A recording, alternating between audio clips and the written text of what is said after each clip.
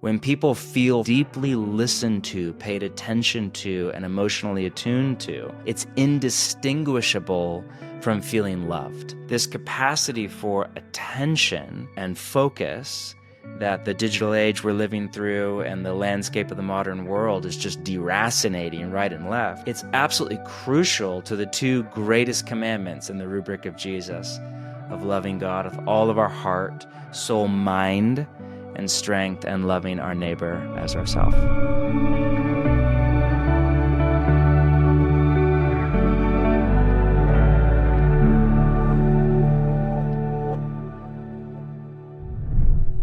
Hey, everybody. Welcome back to the Digital Examine podcast. I'm Jay, and I'm so glad you are continuing to join us on this journey and for these conversations as we explore what it looks like to live our lives at a pace in which we can, with God, examine our days, take deep breaths in His presence, and experience His peace, which surpasses all human understanding. A little bit of confession. Just last week, I found myself one particular day overwhelmed by the task list, overwhelmed by a calendar that was so quickly piling up with meetings and places to be and people to meet, all good things, but overwhelming because it was becoming too much. And one particular morning last week, I took my kids to an early dentist appointment, rushed them off to school, got them there a little bit late. So I'm already hurried, frenzied, frantic to a certain extent. And then I was off to my next thing, a whole slew of things I needed to accomplish in the day. And I found myself praying in the car after I had gotten the kids off to school. And this is rare for me, but I had an experience where I sensed God speaking to me, not in an audible voice, but as close to that as I could possibly imagine, at least based on my own experiences. Almost an audible voice of God telling me to stop. And so I literally pulled over, began praying audibly to God, having this conversation with Him in the car. And as I continued talking and listening, I sensed very strongly from the Lord that He was asking me to do nothing on my task list that day, which caused me initially much more anxiety and fear that I was going to get way behind, more behind than I already was. But I listened, and I didn't do anything that day. Well, that's not totally true. I went home and I read a little bit, and then I watched half a movie. And my wife happened to be able to get off of work early that day, so she and I went and had a long 2-hour lunch at a great restaurant in town. And then I went back home and laid down for a bit before I had to go pick the kids up from school. I did nothing that day, but it was everything. And sometimes I think God disrupts the rhythms of our days to grab a hold of our attention and to hold that attention for a while. And today, I am talking to my friend, John Mark Comer. Many of you know John Mark by his work. He's a teacher and a writer based in Southern California. He pastored Bridgetown Church in Portland, Oregon for nearly 2 decades before launching Practicing the Way, which is a nonprofit that creates formation resources for local churches. He's also a teacher in residence at Vintage LA, the author of several best-selling books, including The Ruthless, Elimination of Hurried, Live No Lies, and his most recent work, Practicing the Way, which is almost sort of a magnum opus of his life's work up to this point. John Mark is one of the most thoughtful leaders I know, and also combines that with an incredible pastoral heart, a dear love for people. And so I think you're going to get a lot out of our conversation today.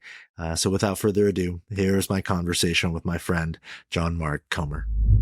John Mark, so good to see you. Thank you for joining us on the Digital Examine podcast.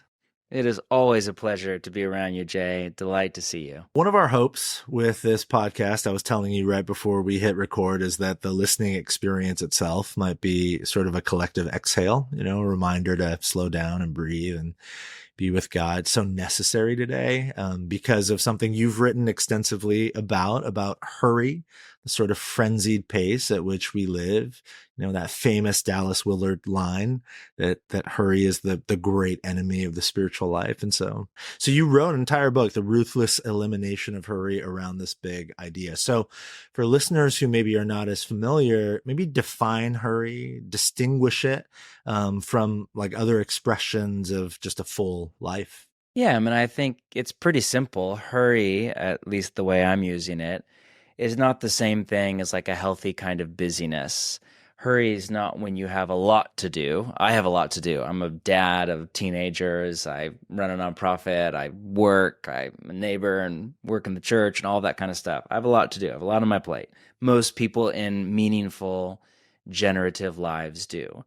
Hurry is when you have too much to do and not enough time to do it. Some people are thinking, wait, isn't that just being an American or a person or whatever? You have too much to do, not enough time to do it. And so the only way to attempt, most of the time in vain, to cram it all in is to speed up your body, your pace of life, your mind, your thoughts, your prayer life, your devotional life, your relationships to a pace that is simply incompatible with love. And that's really the root issue. That's how I come at it, not through a like wellness category, but through a spiritual formation category. Jesus said the greatest commandment in all of Scripture is to love God and neighbor as self. And the first descriptor in, the New Testament's list of love is patient. Another way to translate that is love is unhurried. And when I'm in a hurry, I tend to be less loving. I'm more irritable, agitated, angry, impatient, controlling, domineering. I'm not gentle, compassionate. I don't listen deeply and well with empathy and emotional attunement. I don't serve and help and value others above myself because I just don't have the time, not because I want to be a jerk or don't care about people or my kids or whatever. So that's the essence of hurry. Too much to do, not enough time to do it.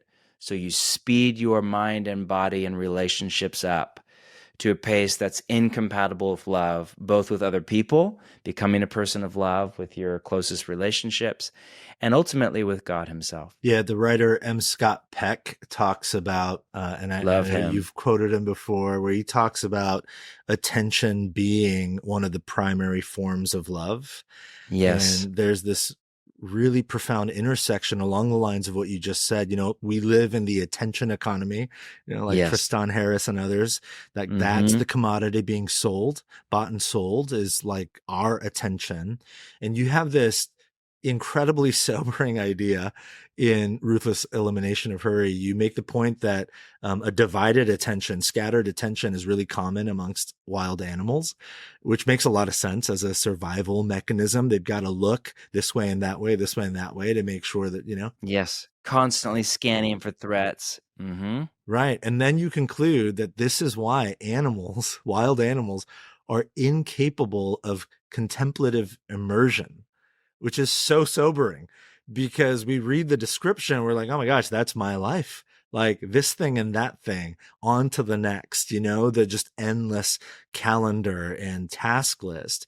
So talk a little bit about what happens to human beings when our attention is constantly divided and frenzied. Beyond just the ability to love deeply, what are some things that we lose when we are so divided? Yeah, I think, again, it comes back to love, both for God and for others. I am not a neuroscientist, disclaimer of the year, but it's my understanding that, when our attention is in a calm, meaning just not an anxious or striving, but an alert and focused state, what Csikszentmihalyi in his famous and important work called flow, when we're in a flow state and we're almost losing track of time, we're just with a person in a conversation or a book that we're reading or a podcast we're listening to or a sunset or a hike or a sermon or whatever it is. We're just there, present, like full. And prayer would be the ultimate example. Simone Weil, the French intellectual, once said that attention taken to the highest degree is the same thing as prayer. And that's a bit of an overstatement, but I think her strong link between attention and the capacity of the brain for focus to the moment, for flow, and prayer is spot on. And then if you think about the opposite, when our mind is scattered and we're in that kind of animal brain where our fight or flight system is activated and we're scanning the environment, which for us is not necessarily the African savanna, it's our inbox or the DMs in our social media account or the freeway we're navigating the on-ramp for, and we're just scanning for potential threats, be it a coworker gunning for our job or a mean comment on Instagram or a car slamming into us on the freeway. We get into our survival emotions, so psychologists attempt to categorize emotion, and it's all a little bit arbitrary. So some people say we have 9 emotions, some say 7, some say we only have 2. But basically, most agree we have survival emotions like anger and anxiety and shame and disgust and sadness that are designed to move our body away from a potential threat. And then we have 1 or 2 connection emotions like love and trust and actually curiosity, which is where humor comes from, surprise, capacity for delight, gratitude, are on the connection side. So some psychologists would simplify the whole thing down and say there are really just 2 primary human emotions, love and fear. And I love that frame because I think it's right in line with the writings of the New Testament and very beautiful symmetry there. But when we're in that kind of scattered attention brain space, we're in our survival emotions. We're full of anger, anxiety, fear, disgust, shame. We're not in loving, trusting, calm, connection, curious. And again, this is crucial for prayer. Attention to the highest degree is the same thing as prayer. Like, you can't pray to a God that you can't pay attention to, and I'm not talking about prayer as in reading the shopping list to the skies. I'm talking about true prayer, deep prayer, more contemplative modes of prayer where you're just looking at God, looking at you in love, and you're just receiving the love of the Trinity being poured into your inner person by the Holy Spirit through Christ. That type of prayer is dependent upon, contingent upon a level of focus. And same with relationships. I love Daniel Siegel and some other psychologists have done great work on the link between listening deeply to another person and them feeling deeply loved.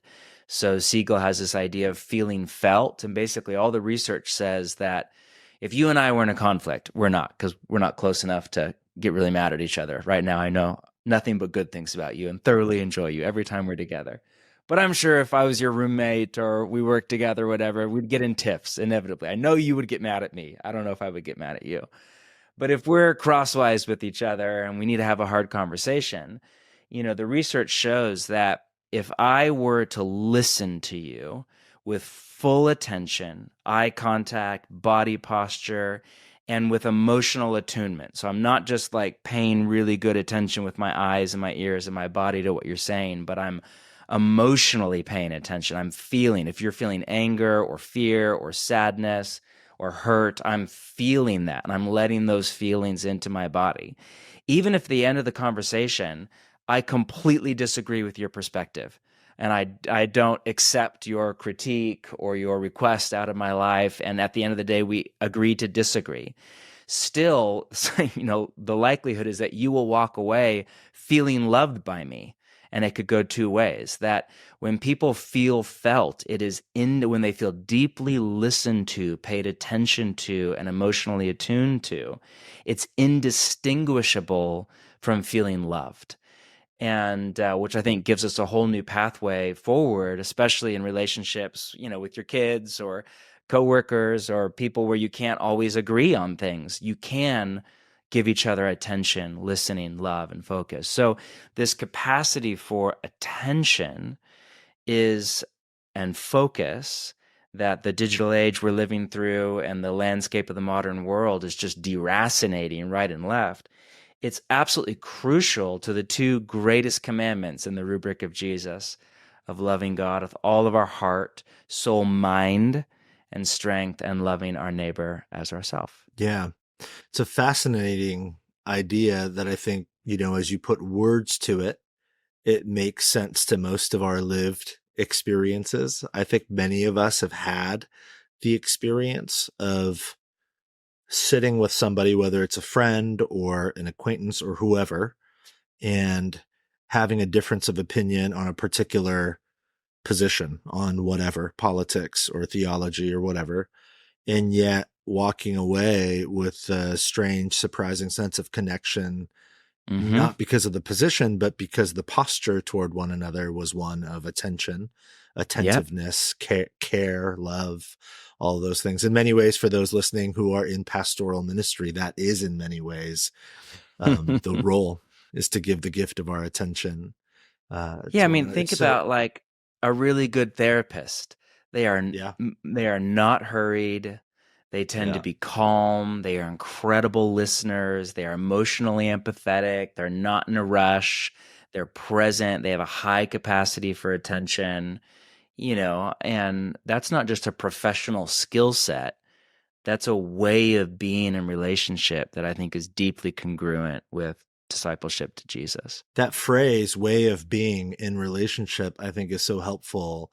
There might be a practical question amongst people who maybe aren't quite fully grasping the functionality of what you're saying. So maybe some people are listening saying, John Mark, that sounds really wonderful, but I'm not a monk who lives in a monastery that can sit and stare at the flowers all day, or Mm-hmm. wash the dishes and fix the sandals like Brother Lawrence and just be in God's presence. I have a job and I have kids to drop off and all of that. So the reality is, so do you. And so Yes. do I. So speak practically for that person. Is like, okay, explain this to me. The way you're talking about it feels like I literally stop. And that's true. I'll talk about a rule of life a little bit later, but talk about functionally how this plays out in a real person's life in the 21st century world. Mm. Well, I mean, I think at a meta level, some of this comes to learning to slow down and simplify our lives so that we can move at the pace of Jesus through our days. And I think one way to think about discipleship to Jesus in the modern era is as a disciplined attempt to slow your life down and simplify it around what really matters, which is ultimately prayer and community and meaningful contribution through our work, whether it's paid or unpaid. And less is more is not just like a minimalist aesthetic. It's like a way of being, I think, for a serious Christian. And then, that means an honest reflection on the habits and routines and rituals and relationships and commitments and activities that make up our days and our weeks and our months and our seasons of life. And it means thinking about curation, meaning what do we want to cut out of our schedules and our habit structure and our relational obligations because it's speeding us up or it's overwhelm or it's forming us into people that are less attentive and more hurried and angry or anxious. And what do we want to put in? So, for me, I'm very conscious that because living this way means I have to live against the wider cultural ethos. So Flannery O'Connor had that beautiful line, we have to push harder against the age that we're living in than it pushes against us. So we have to push harder against the digital age and the pressures of a Silicon Valley where you are, or LA where I am, then it pushes on us. And it pushes on us really hard. So we have to push back even harder. One joyful, simple, practical way to do that is to put focal practices, which is language used by a philosopher named Albert Borgman, into our daily lives. And a focal practice is basically any kind of a habit or a routine or an activity that moves you into a flow state, that puts you in this like deep attention where you almost lose track of time. And you want to start with just things that are fun. So for you, it may be gardening, it may be making love to your spouse, it may be exercise. Certainly not for me. I hate exercise. I force myself to do it 5 days a week. But some people really love it. They just, when they get out on a run and there's burning sweat, they're just there. It may be surfing. For me, it's reading fiction at night or poetry. It may be walking your dog. It may be, Brazilian jiu-jitsu. Like it can be almost, and it could be reading scripture. It could be anything, but you want to incorporate these practices, ideally ones that are joyful, that you love and enjoy, into your life, even if in micro doses, into just a little bit each night or in the morning or on your days off, in order to increase your central nervous system and your body's capacity to be in a flow state. Because we have to recognize we're whole people. I was deeply impacted by Matthew Lepore, who's a current kind of modern day Egyptian Christian Coptic monk. And he has this great insight about how you are outside of prayer is how you will be inside of prayer. So if outside of prayer, you're distracted and in a hurry and constantly on your phone and you can't focus your attention and doing a million different tasks, and then you sit down to pray, that's how you'll be inside of prayer. So outside of prayer, you need to incorporate in like focal practices. And again, start with things you love that are fun, that are not like a duty for you, but are, oh, I love baking, or I love surfing, or I love walking my dog, or I love, playing my guitar, whatever it is. And what you're trying to do is build your body and your soul's capacity to pay attention in those moments where it really matters, like prayer each morning, like deep relational life. So, of course, the way that ancient Christians did this is through a framework they called a rule of life. And this is much of my work right now, is trying to teach on this and train people to design and architect and build a rule of life for the modern era. And it's ancient language. It's not modern language. Rule of life. In Latin, it was the word regula, which is where we get English words like regular or ruler. It just means a straight piece of wood. But a lot of lexicographers, a lot of scholars think that it was the word used for a trellis in a vineyard or a winery. If you've ever been to a winery in wine country, all vines grow on a trellis, this kind of wooden support structure to hold the vine up and get it out of wild animals and disease and getting trampled on, and kind of index it up towards sun and oxygen and rain and light so it can grow and bear the maximum amount of fruit. And early Christians were very serious about Jesus' teaching in John chapter 15, which is really ground zero for Jesus' teaching on spiritual formation. And it's through metaphor, not through Western kind of linear essay style thinking. It's through metaphor. And he has that beautiful line, I am the vine, you are the branches. If you abide in me, you will bear much fruit. And the first Christians took that metaphor really seriously and said, all right, if in the metaphor, we're branches on the vine, well, what does a vine need? A vine needs a support structure. It needs a trellis. It needs a regula. And so they developed what they called a rule of life, which is just basically, I would define it as a schedule and a set of practices and relational rhythms that organize our life around God. And in our case, has the potential to slow our lives down and simplify our lives around God. And so for me, this is a crucial part of my discipleship and life. And you may be hearing this and thinking, I've never even heard of this before, and that just sounds like one more thing to do. But another way to frame it is, even if you've never heard this language before in your life, you already have a rule of life. You likely have some kind of a schedule, some kind of a set of practices, even if it's not intentional. If it's just I wake up in the morning and I read the news and I check my phone and I see what's happening on X or whatever, and I drop off my kids at school, and then I pick up a banana smoothie, and you already have a habitus, some kind of a habit life architecture. You already have relationships. You probably have a budget or some kind of plan to spend your money. You probably have some kind of a regular workday schedule that you go through. You probably have like activities that you fall into regularly on the weekend for hobbies or play or shopping or whatever. And what we often don't realize is the problem in our lives is not often that we don't have a rule of life. It's that we do have a rule of life, and it's not the right one. And the problem isn't that our rule of life isn't working, it's that it is. It's that it's forming us into these people who are hurried and maxed out and exhausted and stressed out and feel far from God and feel incapable of loving presence with each other. So I think, a serious kind of formation audit or life audit. What is the schedule that you're living by? What are the practices? What are the relational rhythms that your life is organized around? This is an utterly crucial question because it moves us beyond willpower and just trying to be less hurried and trying to be better Christians and trying to have a better life with God. It moves us out of that willpower realm that is so grossly ineffective and into a more joyful, peaceful life of following Jesus with other people at his pace and in his way. You and I already have a rule of life, a schedule, a set of rhythms, a cadence of habits, a budget, and a list of priorities, and a long-running list of tasks and to-dos. So take a moment and ask yourself the question, what is your rule of life?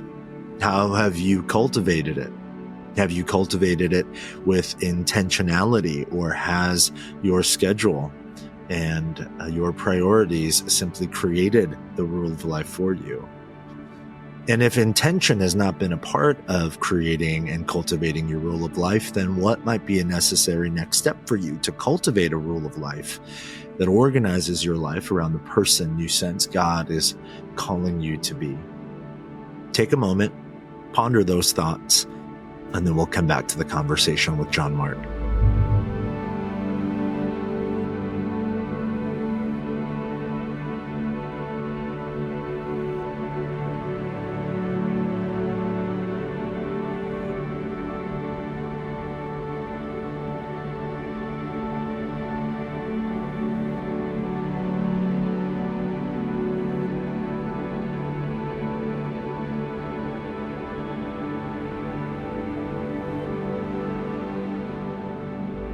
Gosh, that final thought, I mean, there's so much there. That final thought, I think, is so helpful. You almost threw it in there as an aside, but especially where I live and where you live and where you did ministry for so many years in Portland, Pacific Northwest, and really all over the world, but especially in these highly educated urban, suburban centers. Willpower is sort of deified on a pedestal. Yes.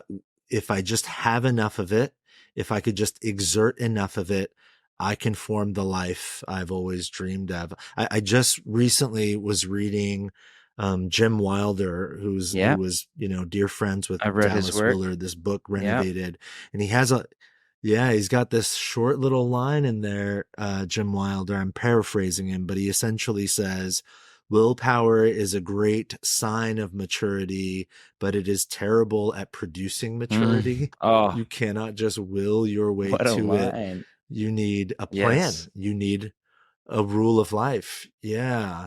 And I also, it's such an important thought that everyone has one.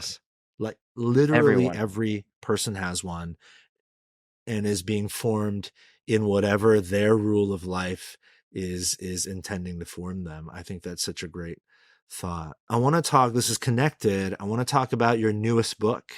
And when I first saw the title, I was like, oh my gosh, of course, John Mark is going to write this book. Well, I'll just throw it to you. Like, tell us about the newest book that is just coming out now. It's an introduction to spiritual formation. To me, from the outside looking in, looks very much like, the crux of so much of your work for many years now. So tell us about the book, and then I want to talk about the 3 key movements in the book. Yeah, the book's title is Practicing the Way, Be with Jesus, Become Like Him, and Do as He Did. And it is, an overview of what it means to be an apprentice of Jesus or a disciple or a student of Jesus, and what that would look like in the digital age with hurry and busyness and exhaustion, where burnout is a rite of passage and none of us can pay attention for more than a few seconds at a time, and we're moving from city to city and job to job. How do we follow Jesus in such a way that we both experience him deeply in a day-by-day basis? I quote Willard in the book. It's this beautiful line: "We must arrange our days so we are experiencing joy, confidence, and trust in our everyday lives with God." How do we arrange our days in such a way that joy and a sense of closeness to God and a sense of just genuine confidence and peace in our hearts is just the natural byproduct of how our days are put together? And that kind of takes us into Rule of Life, which is a large kind of chunk of this book as the kind of how, the pragmatic working out. And again, for me, I'm really interested in going beyond ideas and inspiration to formation, to how do we move from reading books and hearing sermons and good things that I give a lot of time and energy to integrate ideas from the teachings of Jesus and the vision of Jesus into our bodies and our muscle memory and our schedules and our lives in such a way that we experience profound change. I was teaching yesterday at church and was just in reflection on Paul's use of the Greek word metamorphoo, which is the word where we get formation from or transformation from. And in English, it's where we get the word, metamorphize. And that's the word used for how a caterpillar is changed into a butterfly. One lexicon I read defined it as a change in the essential nature or form of something. And so this is not like light behavior modification that the New Testament has in mind. Like, you're going gray, let's dye your hair, or you have some wrinkles, let's get a facelift, or you're kind of, dadcore style, let's get you some cool clothing. It's just not like a superficial change a couple habits, tweak, be a little nicer, be a little less stressed out. This is, quote, a change in the essential nature or form. Like, that's the word used by Paul and the writers of the New Testament for the level of change, healing, growth, freedom, salvation that is possible under apprenticeship to Jesus. But that is not most Christians in the West's experience of life with God. Very few people experience that level of transformation that the New Testament claims is on offer, And so that's why I wrote this book. I know that I am not alone in my ache, both for a more intimate life with God in the digital age, with teenagers living in a city and having a job and busyness and all of that, or in my ache to be formed or really transformed into a person who is like deeply healed and matured and changed into a person of love and joy and peace and all the fruit of the Spirit, not by willpower, but by arranging my life around the practices and the way of Jesus. Talk to people who might read the subtitle of the book, Be with Jesus, become like him, and then do as he did, and might assume that that is the linear path of formation, that I spend a little bit of time being with him, and then I can become like him, and then really the end result is that I do what he did. And then what?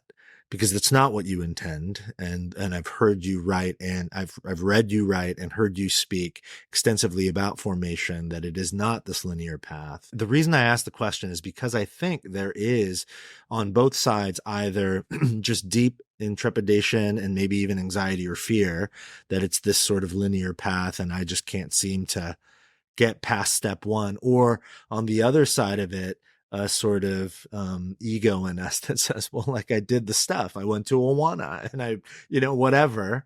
Talk about that. Oh man, what I'm thinking of right now? Thomas Keating has this great line: "The spiritual journey is not a success story. It is a series of humiliations of the false self that become ever more and more profound." The spiritual journey is certainly not linear, and we are certainly not in control of it, and we do not habit stack our way into spiritual formation with a great rule of life, And again, especially for people in our part of the world, that can be really easy to think of discipleship as just another life hack, And spiritual formation is just a Christianized version of mindfulness or TED Talks or cold therapy or whatever is all the rage. And those things can be really helpful, but that's not spiritual formation. And I do think there is a bit of a progression that you see in Jesus with the 12, where there's a beginning point that's an invitation. Just, hey, come follow me. Come, literally in Gospel of John, come and be with me. And he chose 12, in Mark, I think it's Mark 3, that they may be with him. That was the first step. Just come and be with me. Come and follow me around Israel. And then you watch over time as very slowly, but surely they are kind of formed and reformed into new types of people. And then after a while, Jesus begins to send them out, first like just a little bit. And then, of course, at the end, there's the go and make disciples of all nations. In Acts 2, you're going now to the world, not just Jerusalem and Israel, but Samaria and the end of the earth. So it's not a linear three-step thing, and we move forward on all fronts, and we're not in control of it. But there is a little bit of a progression.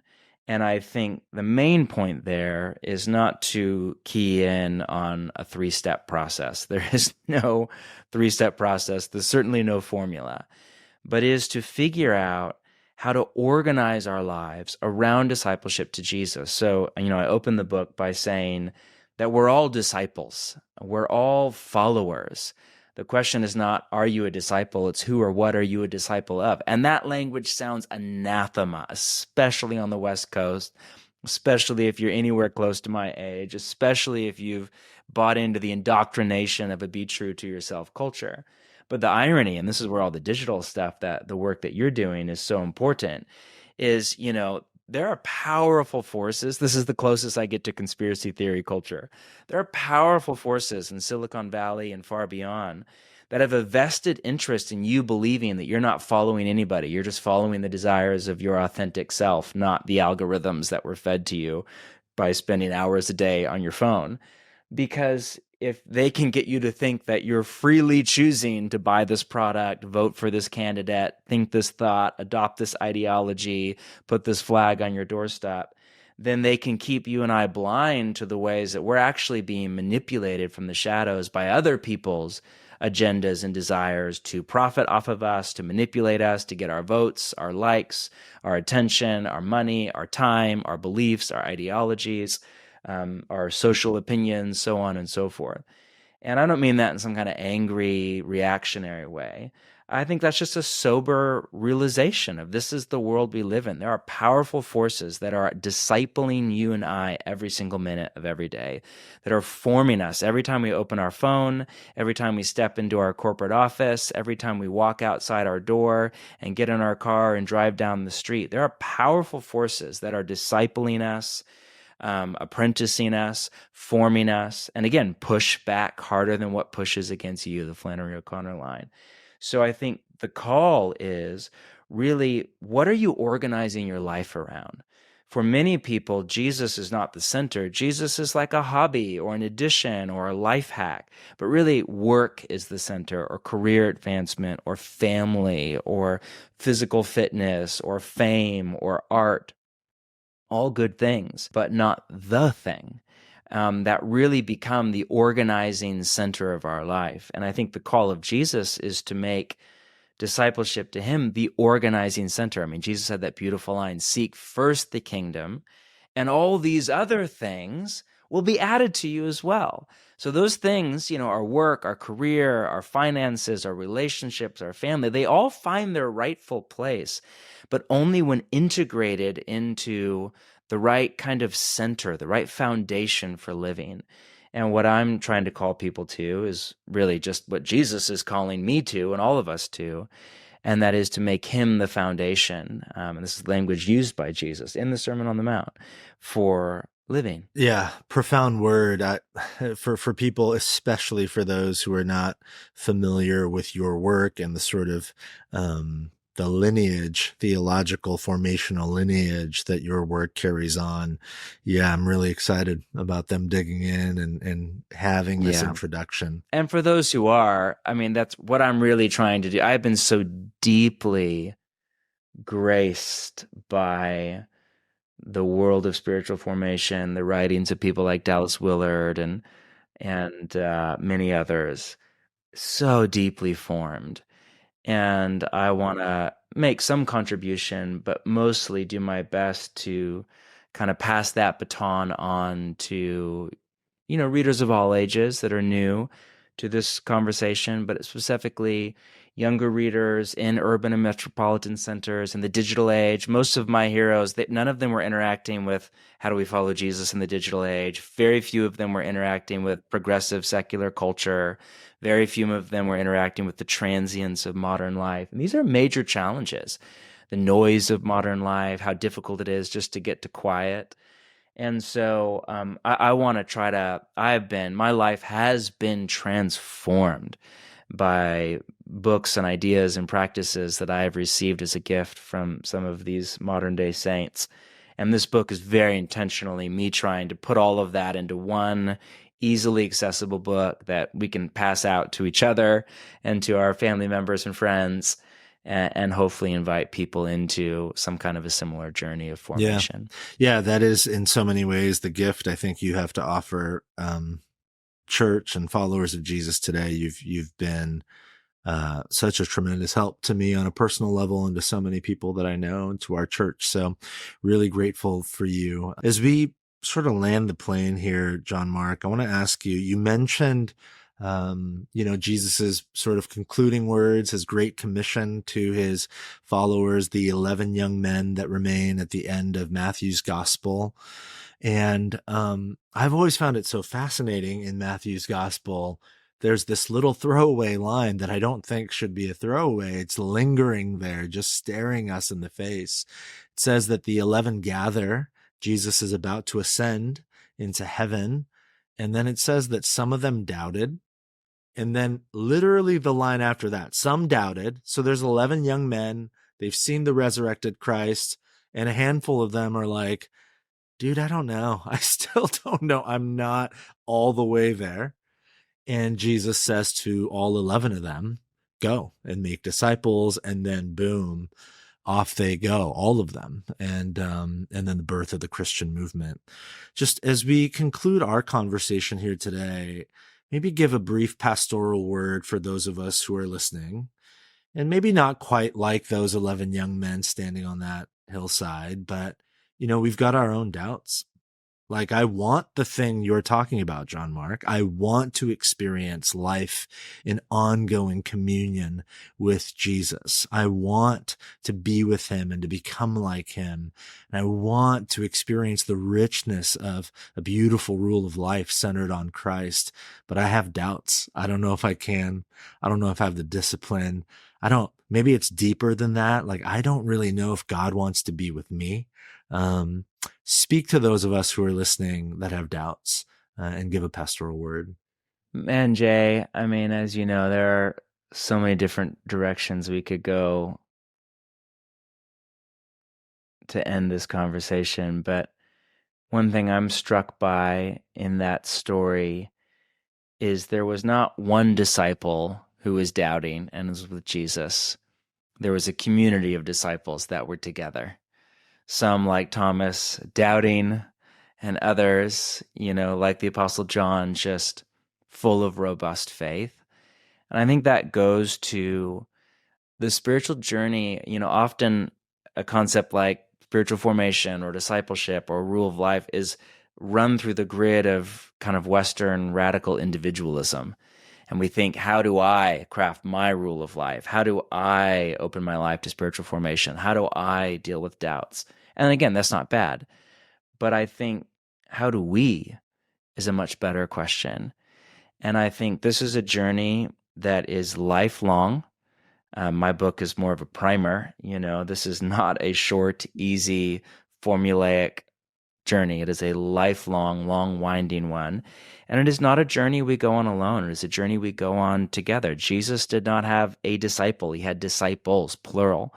And to follow Jesus is to slow your life down to his pace and is to travel with him in his company and with his community on the long and winding spiritual journey. And so I think when we have doubts, we need more than ever the people around us for their faith to buoy our own, for their discipline to buoy our own when we're just in a season of survival because we just had a baby or we just lost our job or we're grieving, whatever, for their sense of hope to buoy our sense of despair, for their sense of commitment to kind of strengthen and carry when ours is waning, and for their sense of kind of real holiness to kind of stand there to lovingly call out our temptation, and vice versa. And we all, through the highs and lows of the spiritual journey and the health seasons and the sickness seasons or the unhealth seasons, we're there for each other. So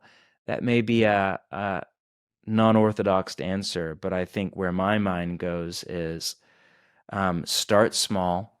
Do not attempt to like adopt the rule of Saint Benedict tomorrow morning and, go through this crazy digital purge or whatever. Start small. Start with one small focal practice tomorrow that you enjoy and love, and one daily moment in prayer, like so small. Start where you are, not where you feel you, quote, should be based on some idealized vision in your head.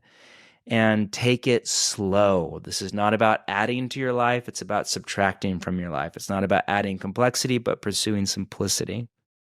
And take a lifelong approach. This is long and slow, and go together. Find a few people, go deep, go together, and you'll be just fine. Yeah, that's a great word.